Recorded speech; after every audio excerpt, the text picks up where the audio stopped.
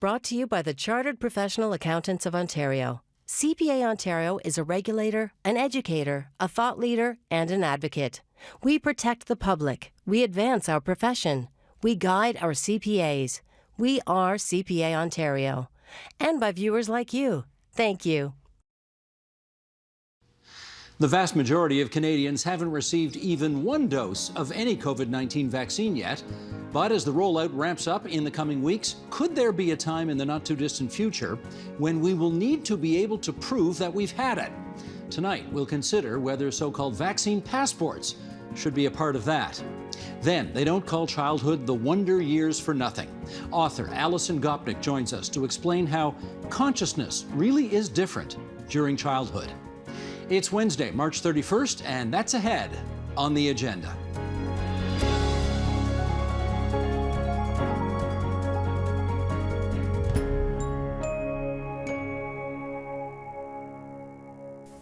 Already, you need a negative COVID-19 test result to do certain things. Fly back to Canada, for instance.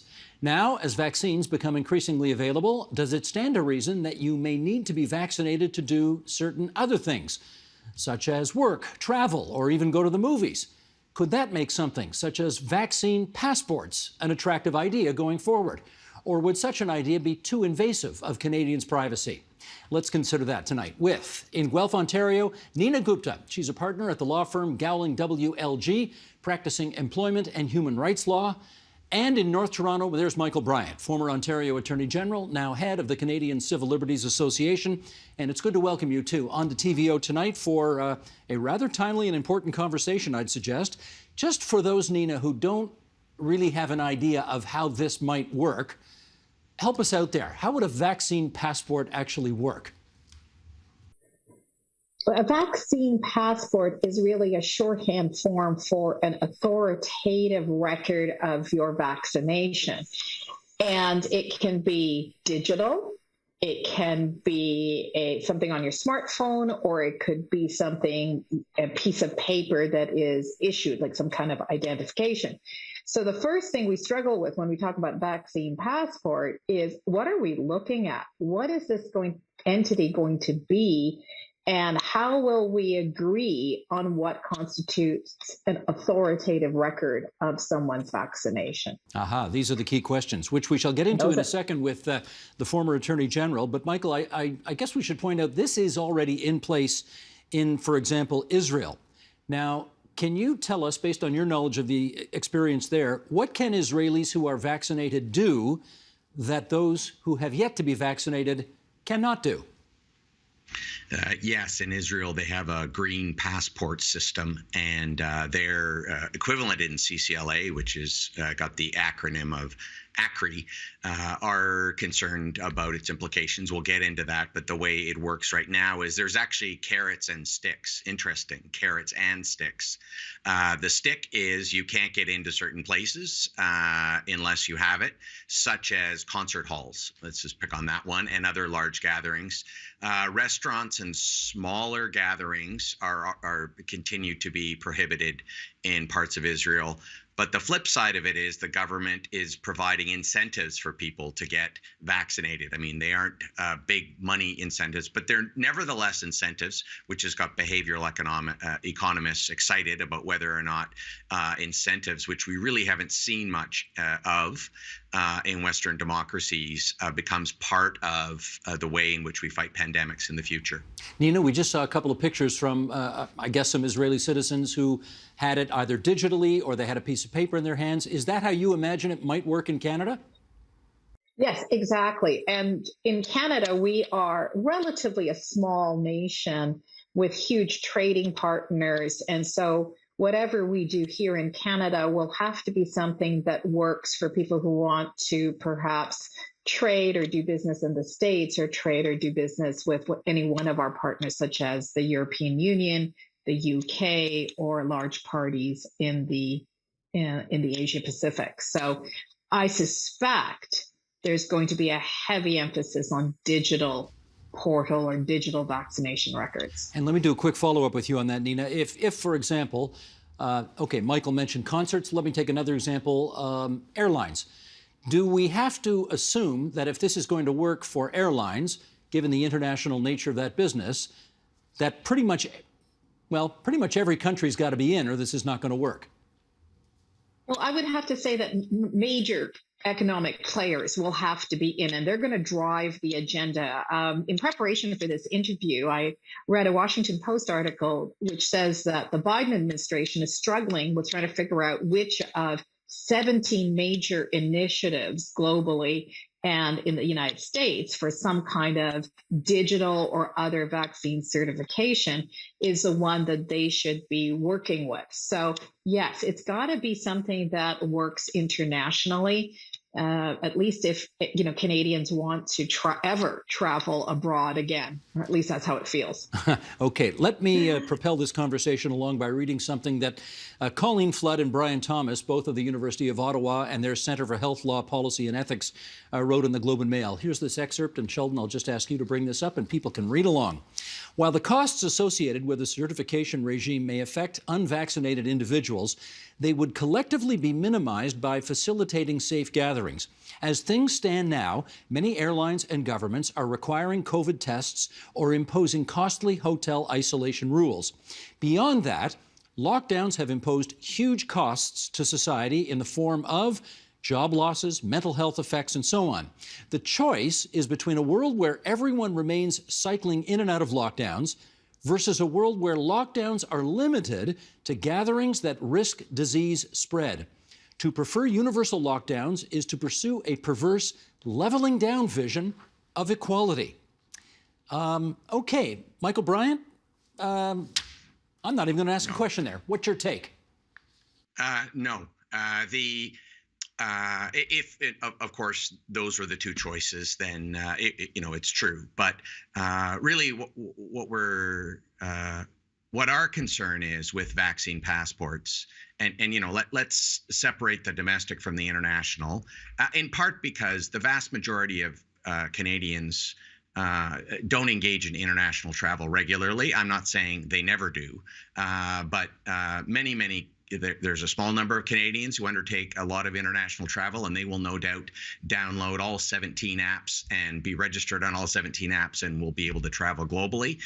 To a certain extent, the matter of international travel is a foreign affairs issue, and Canada is going to need to engage in a level of diplomacy and reciprocity that it always has to in international affairs. Coming back to how it affects Canadians as Canadians, the problem with the vaccine passport is it's really the cart before the horse. We don't know that being vaccinated means you're immune, number one. And number two, the point of vaccinating everybody is to achieve herd immunity. And so whether or not I'm vaccinated or not is not the point, is not the public health strategy. The public health strategy is to reach herd immunity after which COVID goes away because it doesn't have enough places to go. And under those circumstances, the immune passport makes no sense. It's a disconnect between the means and the ends. And there's a downside to these immunity passports, which involve individual rights, which we can get into, of course.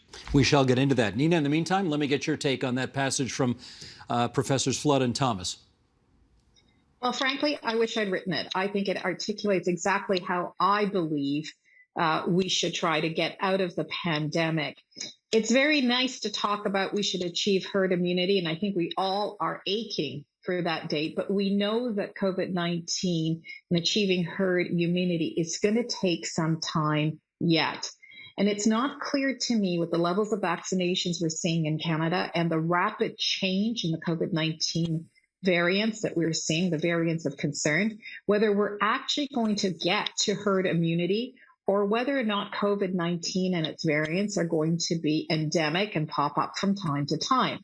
And I think we do have a stark choice of saying, well, we're going to stay in cycling-like lockdowns until such time as we can get everybody to herd immunity, whatever that looks like, because no infectious disease person has been able to say this is what herd immunity will mean, or having a way of having limited openings where we believe people are fully vaccinated and therefore do not risk spreading disease further. And so this is really an interim solution. I'd love to get where Michael is saying we've achieved herd immunity and therefore we can open up. But I'm not confident that we're going to get there. And the current state, and I agree with you that the science is evolving, but it appears from those Israeli data that we're seeing that not only do the COVID vaccines stop me from getting sick, so immunize me, they also significantly reduce transmission of disease. In other words, if you have a group of people who are fully vaccinated, that group effectively has achieved some kind of internal immunity. And so I think we need to look at that interim solution, because I think we're going to be fighting COVID for a long time. Okay, let me put this counter argument, though, to Michael Bryant, which is, and I appreciate, Michael, obviously you're here representing an organization that looks out for our civil rights. That's your job. What about the notion that unprecedented times call for unprecedented measures? Yeah, I mean, well, two things. Firstly, it is true that the risk of infection goes down, and the likelihood of immunity goes up if you get vaccinated. But we don't know how much. I mean, we don't have that information yet. We don't know that somebody vaccinated isn't carrying the disease. The science is not in on that.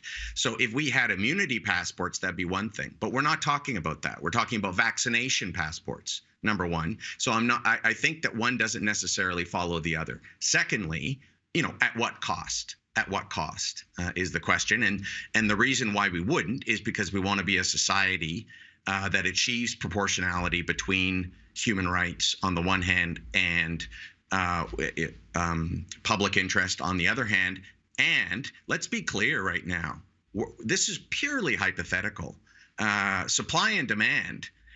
We have a huge supply problem right now. Demand outstrips supply exponentially. So we can't have any green passports like they have in Israel here in Canada, at least until everybody's had an opportunity to be inoculated, because otherwise it just means that the elites are going to be able to have access to full society, and the vulnerable and those who are not able to get a vaccination because of a medical condition, or the young, because the vaccination isn't built for them, that they're just out of luck and they don't get to participate in society because we were in too much of a rush to get everybody back into a movie theater.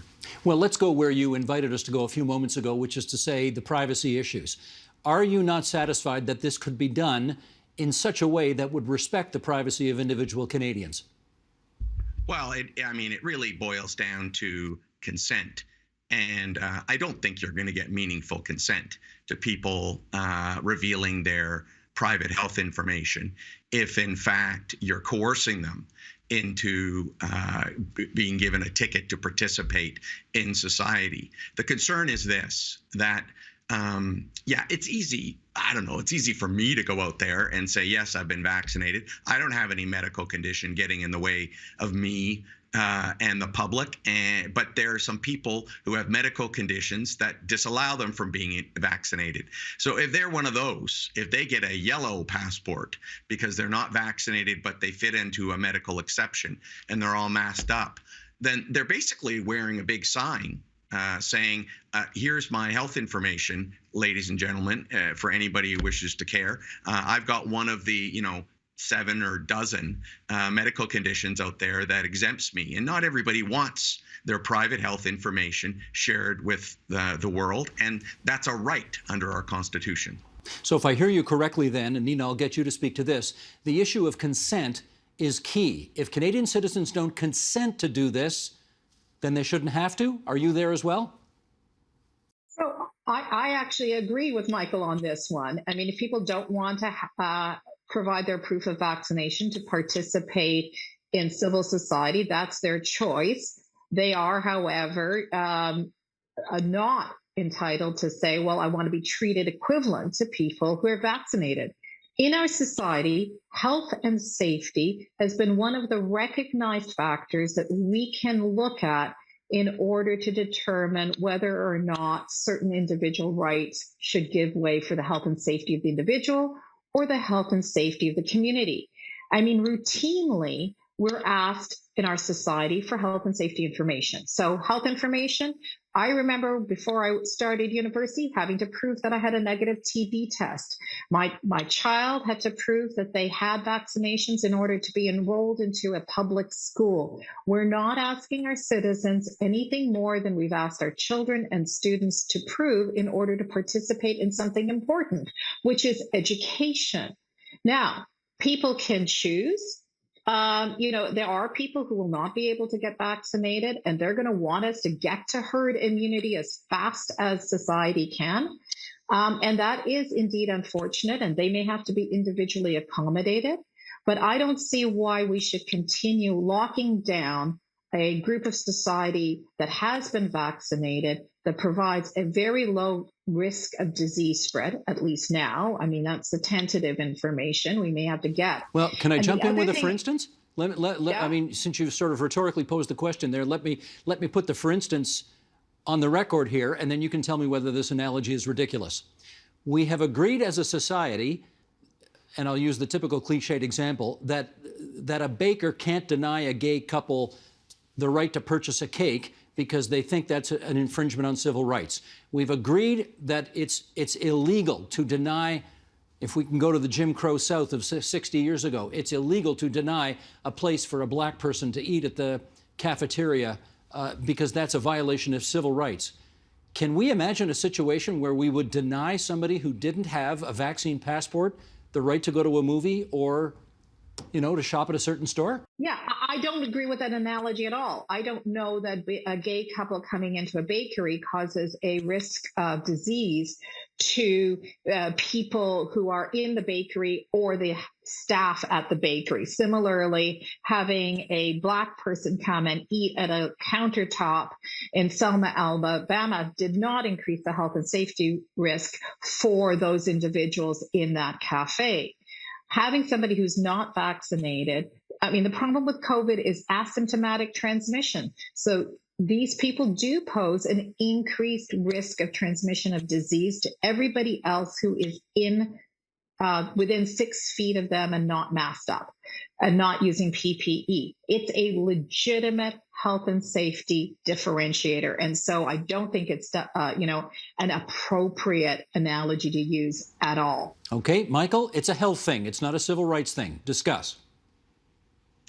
Well, a disability is an immutable characteristic, just as sexual orientation, gender, and race is an immutable characteristic. And if I can't get vaccinated because I'm disabled, because I have a particular medical condition that makes me allergic to the Pfizer vaccine, which happened, we found out when Pfizer was released in the United Kingdom, then it means that I cannot participate in society because of this immutable characteristic. The argument is on the other side that the purpose is just so vital that you have to make an exception here. But I'd say that there can be accommodation of those people who can't get vaccinated. And there must be an accommodation of those people who can't get vaccinated to allow them to participate in society, particularly when we do not know today that getting a vaccine equals immunity. And in fact, there are maybe many other ways, such as masking and distancing, that would allow the unvaccinated to participate in society. And so governments, employers, and as a society, we need to come up with that accommodation, which is really what we do in Canada all the time, accommodating differences and accommodating people's human rights. Yes, even in, if not especially, in a national emergency such as a pandemic. We accommodate, but there is another word that usually goes along with that, and that is reasonable accommodation. And I'm going to go to Nina on this part of it. Let me up the ante here. Michael just mentioned employers. Can you imagine a situation whereby somebody running a restaurant finally gets to reopen that restaurant, wants to bring some of the wait staff back? One of the waiters, one of the servers, hasn't had his or her shot, and maybe doesn't plan to get his or her shot, or maybe can't get his or her shot. And then the employer simply says, well, you know what? if you haven't got a shot, I really can't let you work here. I can't let you, I mean, you're a health hazard to my customers. Can that employer legitimately fire that employee? So I don't think it's a legitimate grounds for firing someone. And I would say that we'd have to get the current health advice as to whether or not that waiter can safely serve using the universal precautions. And essentially, people who are vaccinated, if public health agrees, because we're all sort of in this hypothetical world where people have access to vaccination, says that if you wear vaccines, you don't need to wear masks, then I believe it's perfectly appropriate. That's a reasonable accommodation.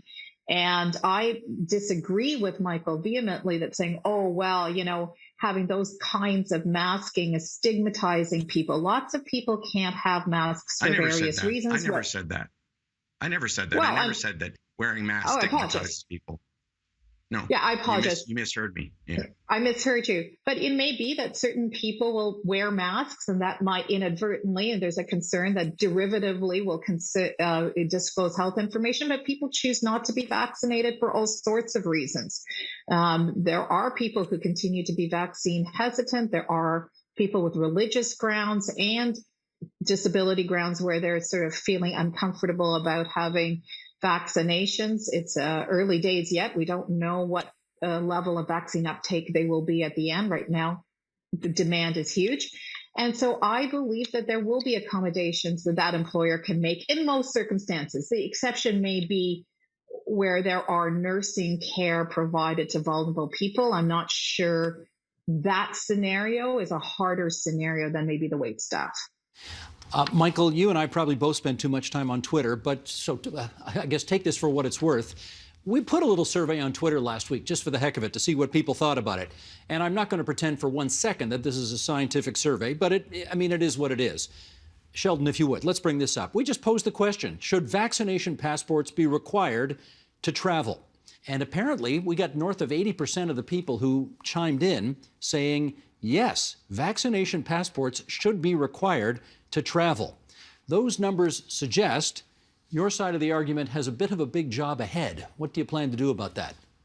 Well, if I live in a society of mob rule, and I don't, the point here is to protect people's rights. And my concern is with that 18%. I think we need to, whenever we look at society, as Rosie Abella says, look at it as it is seen by the vulnerable. I think that we've solved this debate to a certain extent in that both your guests are in agreement that accommodation is doable. So in the case, if we can have masking for waiters or some equivalent accommodation for workers who can't be vaccinated and to do their job, because masking and distancing and other precautions end up lowering the risk to the point where that accommodation is successful, then we could do the same thing across the board. I'm not saying that people should be able to fully symptomatic, sneezing all over the place, run into a phone booth with another person. Of course, people are going to need to mask. The question really is, what's reasonable? What is a reasonable accommodation, as you said, Steve? And I think that, people need to take steps if they can't be vaccinated in order to participate in society. I think that's reasonable. Yes, it's true that there is some stigma around that, possibly. But lastly, that is not necessarily going to be the case, because I bet a lot of vaccinated people are going to continue to be masked because of their concern about getting it from others. So I think masks are here to stay. I don't think that's going to be the badge of the unvaccinated necessarily. I mean, we had people wearing masks before COVID broke out. And yes, there's no question the masses would love everybody. No, I shouldn't overstate it, but I'm sure many, many people would agree with mandatory vaccine laws. But, we live in a constitutional democracy. We have a Charter of Rights and Freedoms, so we need to really get out the scalpel as opposed to the sledgehammer to find ways to come up with the kind of reasonable accommodations that we're talking about here for workers and for everybody. And it may change depending on the venue. So it may be that if it's an outdoor stadium there's a different risk at play for the vaccinated versus the unvaccinated. And those kinds of reasonable accommodations and a close look at what the science is, as opposed to letting fear and emotion drive the law. And, if the law was driven by Twitter, then we would have a problem. But mercifully, it's not. It's checked by the Constitution. Well, let's not do an outdoor stadium. Let's, Nina, do an indoor classroom. Do you think we are getting to the point where teachers, for example, will be obliged to be vaccinated and have a vaccine passport if they want to continue to teach?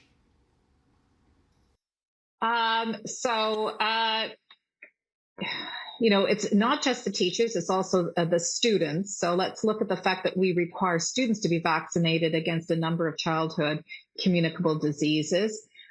We may find what we have is teachers will be required to be vaccinated if they want to be in certain kinds of classroom settings. And if they can't be or decide not to be, then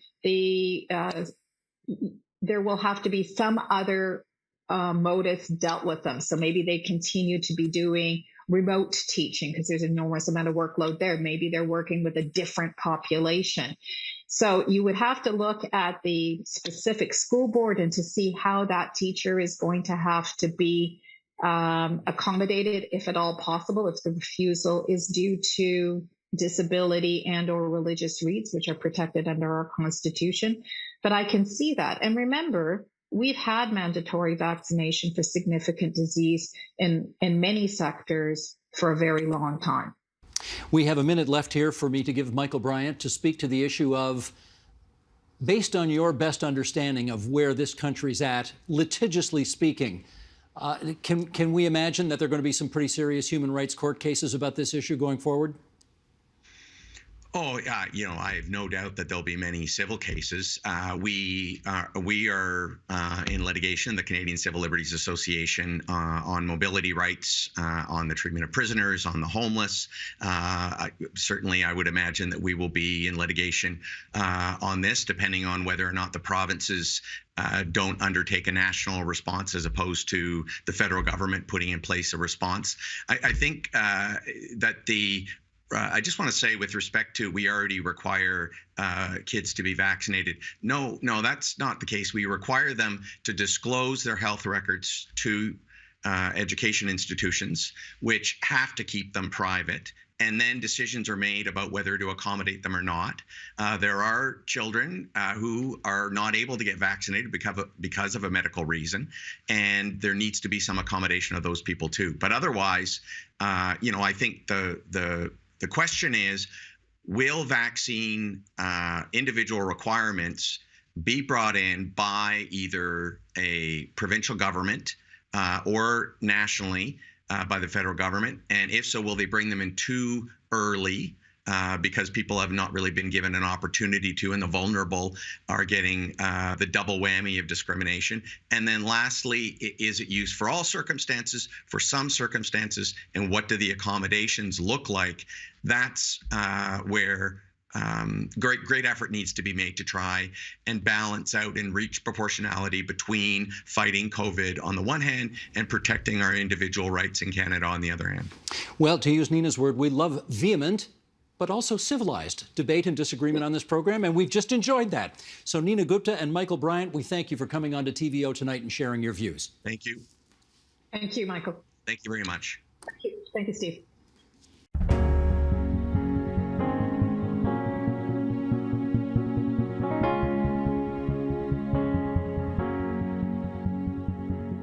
Generally speaking, children approach life with gusto and wonder.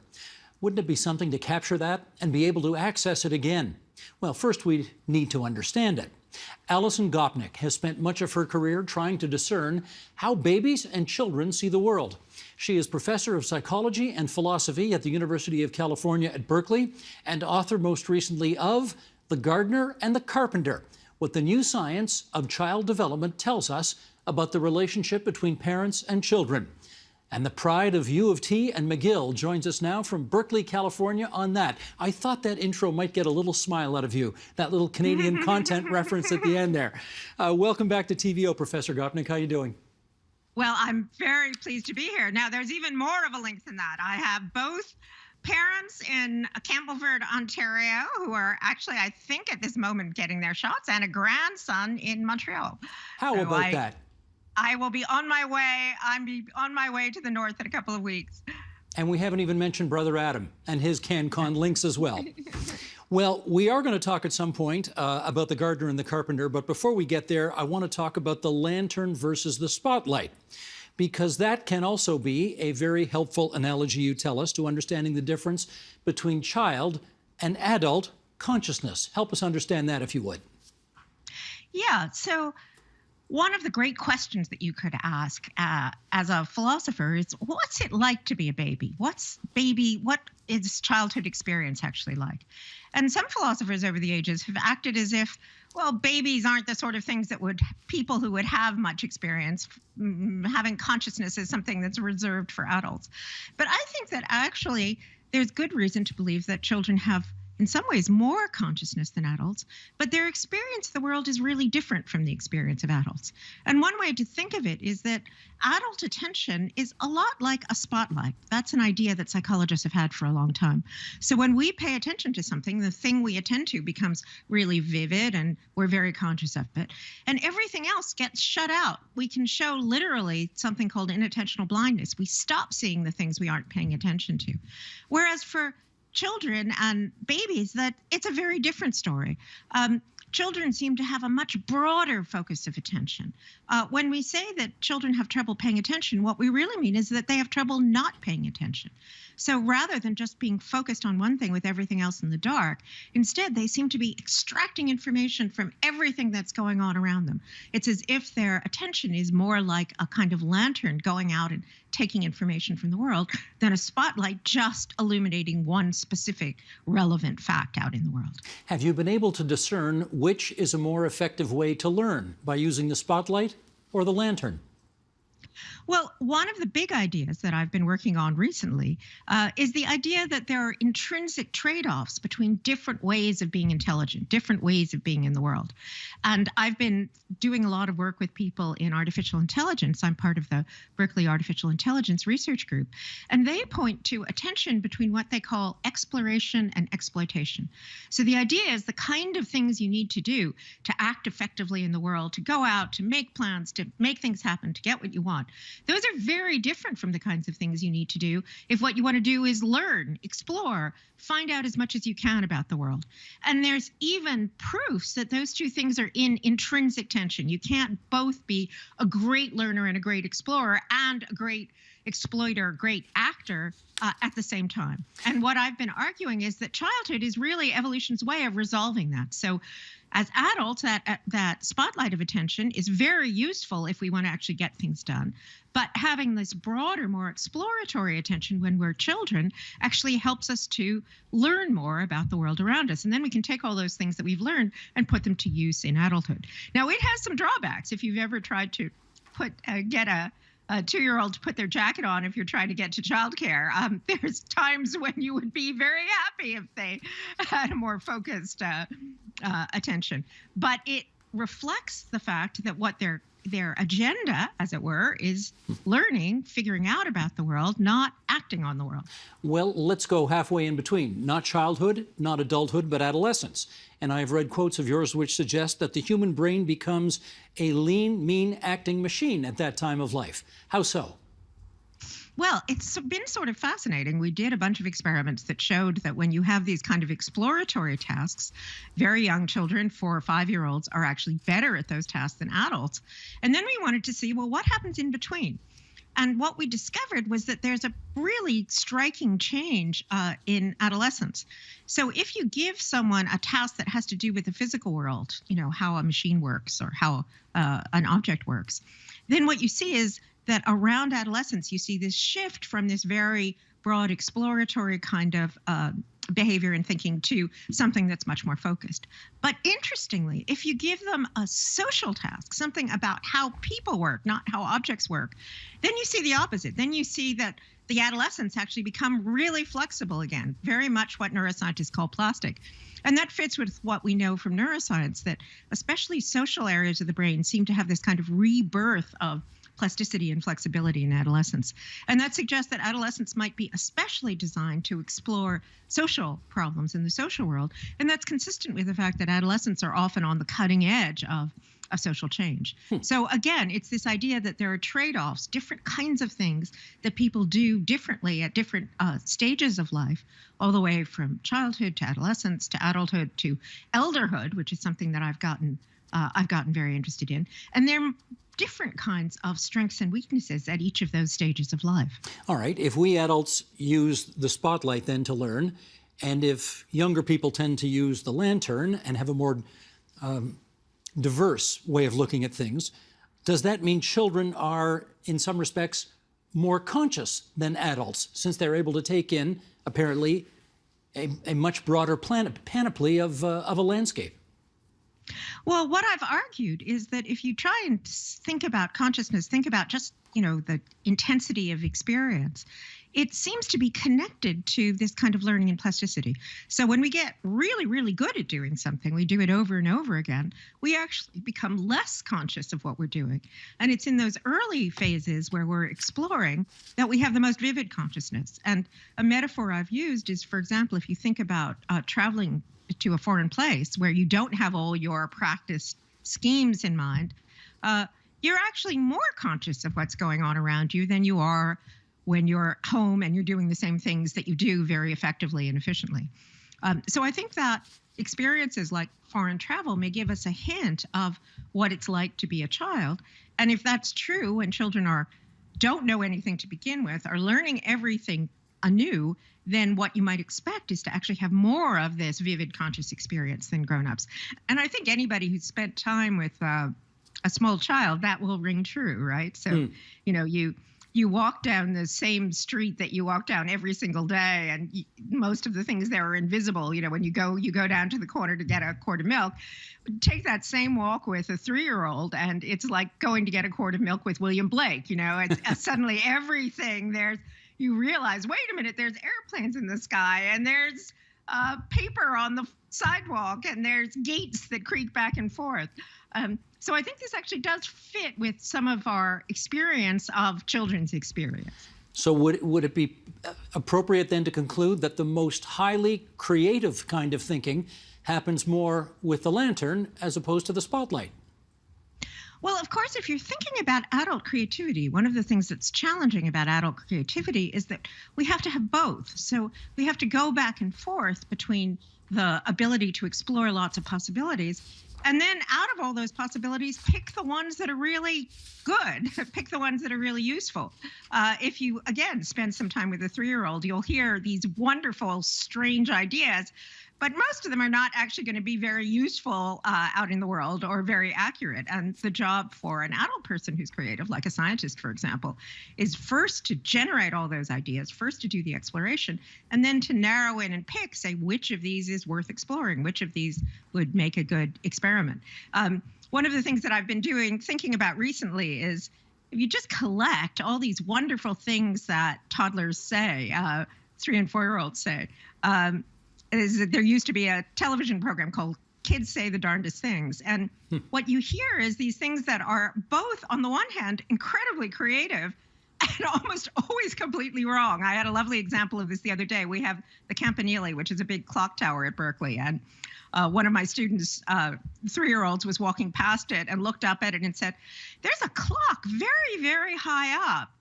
They must put it there so that the children won't break it," which is, of course it's true. It's weird to have a clock up at the top of a tower. Why would you do that? And why would you put it there? Well, it's a pretty good hypothesis that you have it there so the children won't be able to break it, but not one that no grown-up would come up with, but actually not one that's terribly accurate. It's a perfectly reasonable conclusion, though, if you're 4 years old. Yeah, it is. Exactly. Well, yeah. Is there a way for adults to experience the lantern? How do we do that?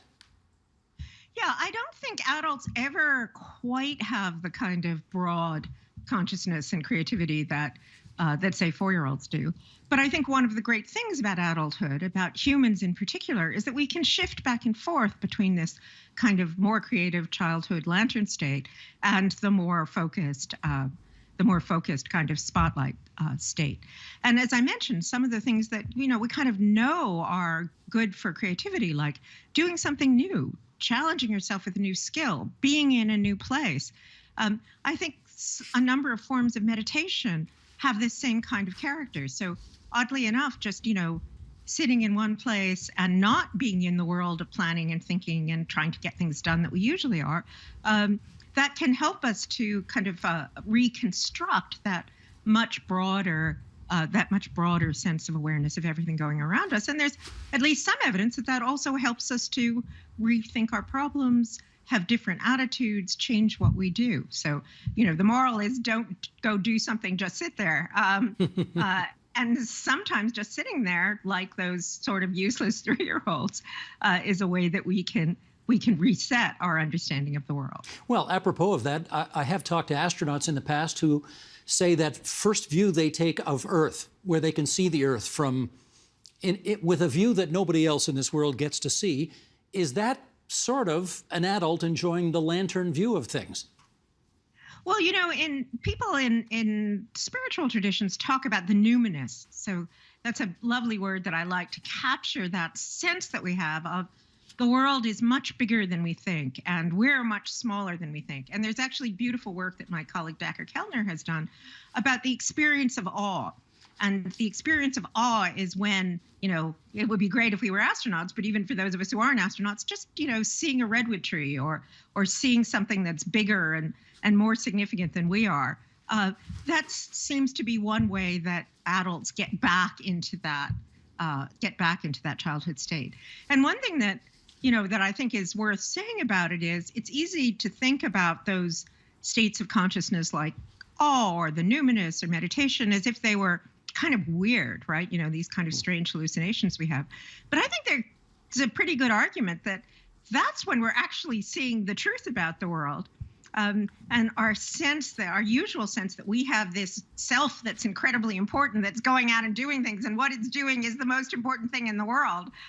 That's the hallucination. That's the illusion. It's a very useful hallucination, because if we didn't think, okay, I have to, get onto the agenda with Steve at 10 o'clock this morning, our things wouldn't work as well. But it is sort of an illusion compared to the sense that we have when we're staring up at the redwood tree, that the world is much bigger than just our individual selves. Well, for the next part of our conversation, I actually want to take us back more than a decade, because you've been on this program before, and I have the proof right here. Sheldon, if you would. 30 years ago, when I was, say, starting as a graduate student, most philosophers and psychologists would have said that babies were irrational and egocentric. They couldn't understand the difference between fantasy and reality. They were trapped in the here and now. And the last 30 years of science have really completely revolutionized our ideas about babies and have taught us scientifically that babies learn more, experience more, know more than we ever would have thought before. Okay, a couple of follow-ups there. Number one, is that the Berkeley Bell Tower you were just talking about in the background there? I didn't know that you had that set up. That's a perfect setup. That's the one that's so high up so the children won't break it. Of course it is. Okay. That was 11 years ago. And in the last decade, there, of course, has been a lot of research done on the issue of the default mode network in the brain. So let's talk about that. What is that? Well, it's interesting. If you look at the remarkable work we've done imaging what the brain looks like when we're in various kinds of stages of consciousness, what came out very quickly was that there's one kind of set of things that the brain does when we're focused on solving a particular task in the way that I mentioned before. But interestingly, if we're not doing that, what happens with grown-ups is that we ruminate. We sit there and think about what it is that we have to do in the future, what happened to us in the past.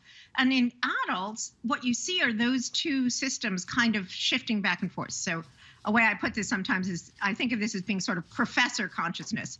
If you're a professor, you spend a lot of time sitting in your chair, desperately trying to concentrate on the work you have to do, and then getting distracted into daydreaming and thinking about all the other things that you have to do.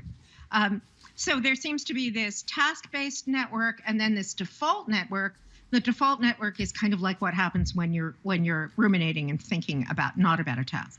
The interesting thing is when you look at, say, people in these meditative states or other kinds of states that look more like what we think children are like, what you see is that you don't really see either that task network or the default network. So those are so central to what we typically get if you put an undergraduate or put an adult in the fMRI machine. But neither of those seem to be as active either in children or in some of these childlike states of consciousness. Okay, well, you're actually taking me exactly where I wanted to go, which is the default network. How does better understanding that factor into our understanding of adult versus child consciousness? Well, the idea is that adults, as I say, are going back and forth between this kind of task-based, attention-focused state. And when they aren't in that state, even if they're sort of, as we say, inside their own heads, they're still planning, thinking about the past, trying to work out what's going to happen in the future. And children seem to sort of evade both of those states. So children are in a state that doesn't seem to be really much like either of those, where parts of the brain, like the back of the brain that's involved in perception, seem to be more active, or the parietal part of the brain, which is also involved in seeing the world around you. Those seem to be the parts that are really active in childhood. And you can show that a nice analogy that I like is a lovely experiment where they got people to lie in the scanner, but just watch terrific movies, like watch a really engaging movie. And what they saw was that when you were watching the really engaging movie, you also had deactivation of both this frontal system that gets you to do things and the default mode network. And that kind of makes sense, right? Like if you're really engaged in a movie, you aren't sitting there ruminating about what you have to do next, and you aren't out there trying to get a task. You're just caught up. You're just out there in the world. And one way you think about it is for children, and again, I think this fits our general picture. For children, every moment is like being absorbed in an amazingly cool movie, even if it's just what's going on around you in the morning as you wake up and, have your breakfast.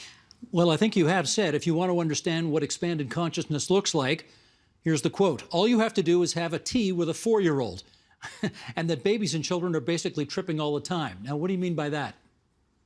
Well, one of the interesting things that's come out recently is there's been work looking at some of these kind of expanded states of consciousness, often in the context of things, at least sometimes in the context of things like psilocybin or other kinds of substances that seem to induce those kinds of states in people, but also just looking at what happens naturally when people get into those states.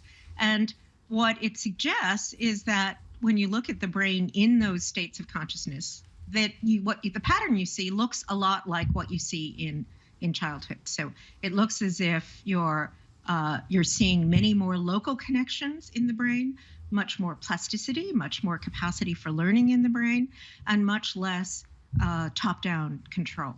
And again, that suggests that some of these states of consciousness, like the numinous, might be even neurologically like the kinds of states that we see children in. Everybody's going to want to Google that word when they're done watching this. Numinous. How are you spelling that?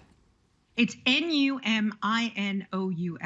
Isn't that a lovely word? And it captures a lovely concept. And it's interesting that if you think about, the great poets like William Blake or William Wordsworth, the great romantic poets, they described, that's one of the things they did most, was describe that state. And at least some of them, like Wordsworth, thought that was the state that you were in childhood. So before they had any of this information about neuroscience in the brain, they already, I think, got the point that this was a really special state to be in, and it was a state that was connected, with childhood. So William Blake talks about seeing a world in a grain of sand, and that's kind of what I think this numinous state is all about. Now, as promised, we talked about the lantern versus the spotlight, and now let's move on to the gardener and the carpenter. And here's a quote from your book of that title. People sometimes use the word parenting just to describe what parents actually do.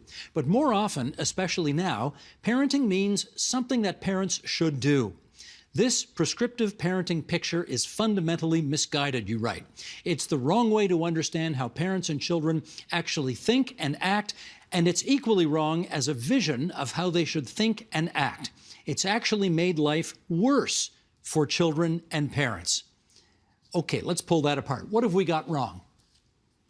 Well, I think there was a kind of picture, which is actually quite recent. The very word parenting only shows up in the 1970s in the United States, that we should think about our relationship with children as if it's a kind of work, that we are trying to get a particular kind of outcome. We're trying to do something that will make the children into better children later on. And if only we read the right books and get the right apps and do the right things, we'll be able to accomplish this kind of carpentry, as we'll be able to create a child of a particular kind.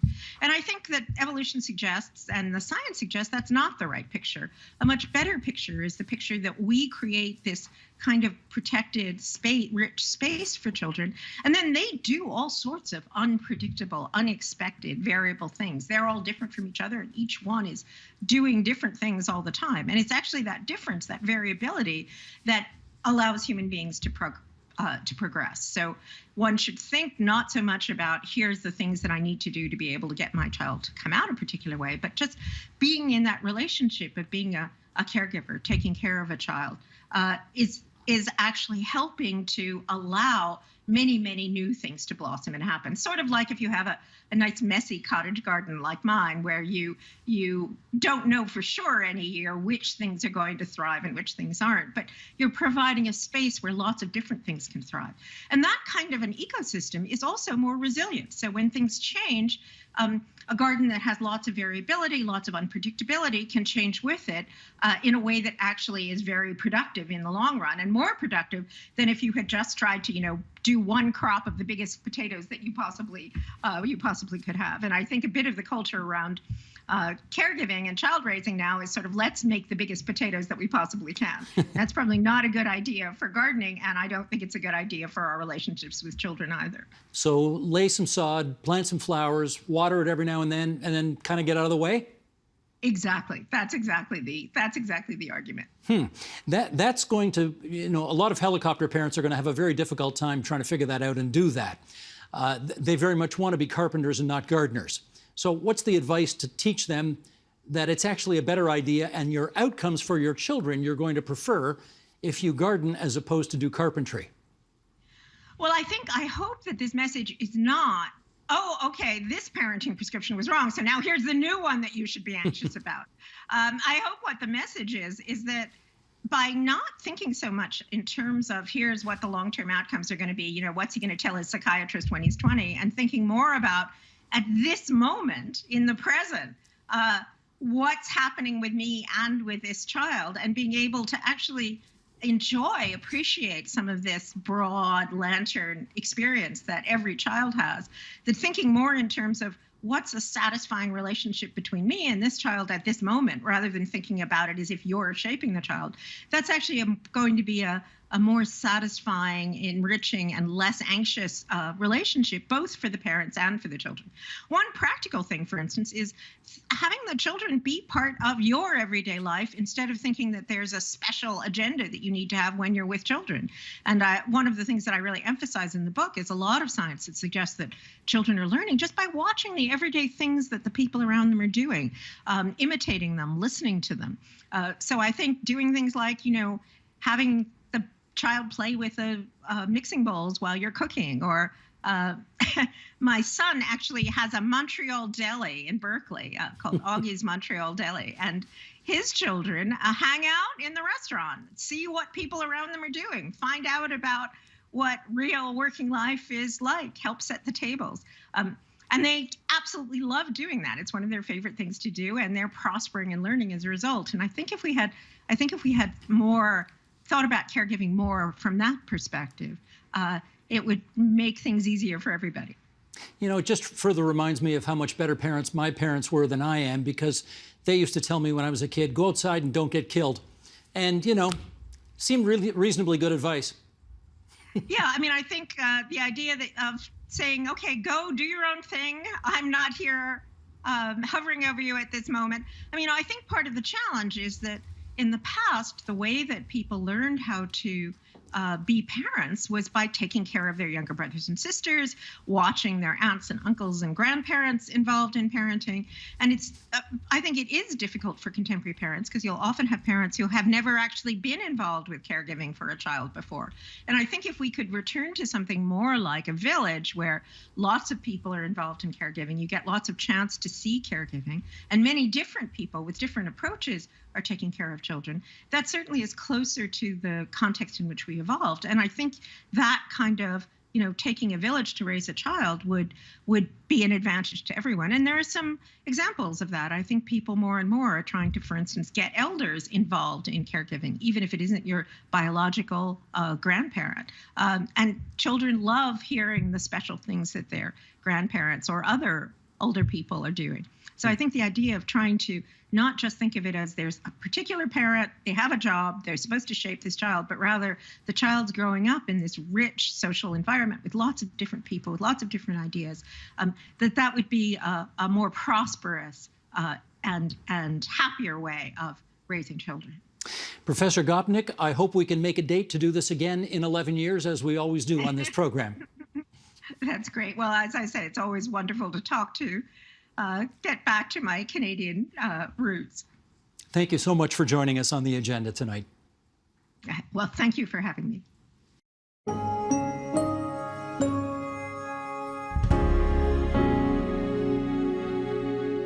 And that is the agenda for Wednesday, March 31st, 2021. Can democracy withstand the politics of a post-truth world? Well, tomorrow, as part of our TVO Toronto Star joint initiative, The Democracy Agenda, we'll examine that. Also, Harvard constitutional scholar Cass Sunstein joins us on how to decide which lies need to be censored and which don't. And his checklist may surprise you. I'm Steve Paikin. Thanks for watching TVO, for joining us online at tvo.org, and we'll see you again tomorrow. The Agenda with Steve Paikin is brought to you by the Chartered Professional Accountants of Ontario. CPA Ontario is a regulator, an educator, a thought leader, and an advocate. We protect the public. We advance our profession. We guide our CPAs. We are CPA Ontario. And by viewers like you. Thank you.